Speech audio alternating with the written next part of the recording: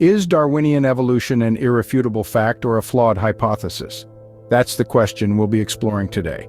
At its core, Darwinian evolution stands on two foundational pillars: random mutations and natural selection. But are these pillars as sturdy as we've been led to believe?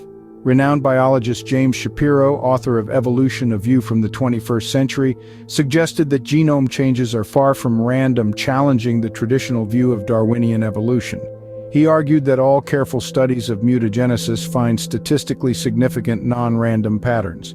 On the other hand, natural selection, touted as a designer substitute by Darwin, is also encountering skepticism. Research reveals that the time frames required for a single mutation to occur and be fixed in a lineage are often far longer than the evolutionary challenges at hand would allow. In this video, we will delve into the evolution of scientific understanding about Darwinian evolution and the lack of empirical evidence supporting it. Let us begin with the first pillar: random mutations. Are they truly random? In the Darwinian model of evolution, mutations were once considered to be random accidents, unexpected blips in the genetic code that led to variations in species. However, recent scientific understanding has begun to challenge this belief. Enter James Shapiro, a pioneering voice in this field. In his book Evolution: A View from the 21st Century, he stated, "It is difficult, if not impossible, to find a genome change operator that is truly random in its action within the DNA of the cell where it works." Shapiro's assertion implies that mutations, far from being random, show statistically significant non-random patterns.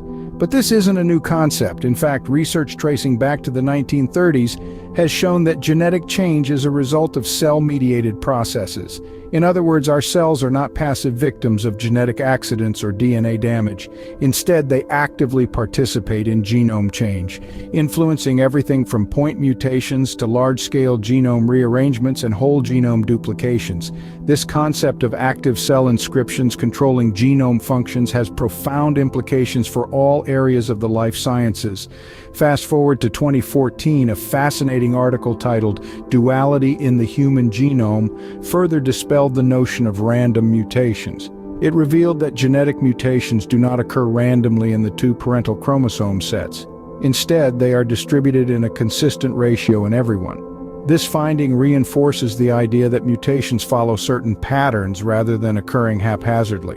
In the same year, another article boldly proclaimed that the idea of fully random mutations is ready for retirement.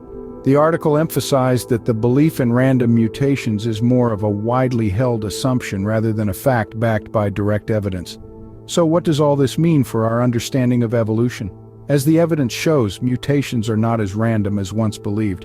This shift in perspective invites us to reconsider the mechanisms of evolution and the role of mutations in shaping life as we know it.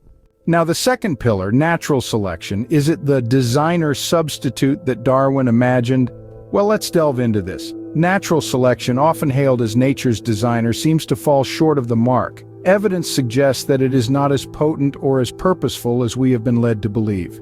Our understanding of this evolutionary mechanism has been challenged by several researchers, including Anne Geiger. Geiger's research with bacteria points to the lengthy timelines, longer than the age of the universe, required for just a few coordinated mutations to occur and become established within a bacteria population.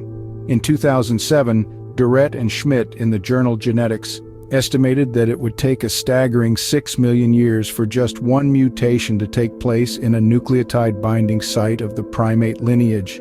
If the first mutation had no effect, they calculated that it would take an additional 216 million years for the binding site to acquire a second mutation. John Sanford, another researcher, further deepened this pit of time in his paper on the waiting time problem in a model hominin population. According to Sanford, the time required for the fixation of a single point mutation is a minimum of 1.5 million years. If the evolutionary challenge requires two codependent mutations, the waiting time extends to at least 84 million years. That's 10 times longer than the estimated time required for ape-to-man evolution. In the face of such pressing evolutionary challenges, these waiting times seem far from timely. They suggest that natural selection, rather than being a proactive designer, is more akin to a spectator, waiting for random mutations to occur over enormous spans of time. Moreover, a 2010 study on fruit flies showed that despite decades of sustained selection, the process did not lead to the fixation of newly arising, unconditionally advantageous alleles. This further undermines the idea of natural selection as a potent and purposeful designer. Evidently, the evidence for natural selection is not as solid as it seems. It appears that Darwin's designer substitute may not hold the paintbrush of evolution quite as firmly as we once thought. So, where does this leave us on Darwinian evolution?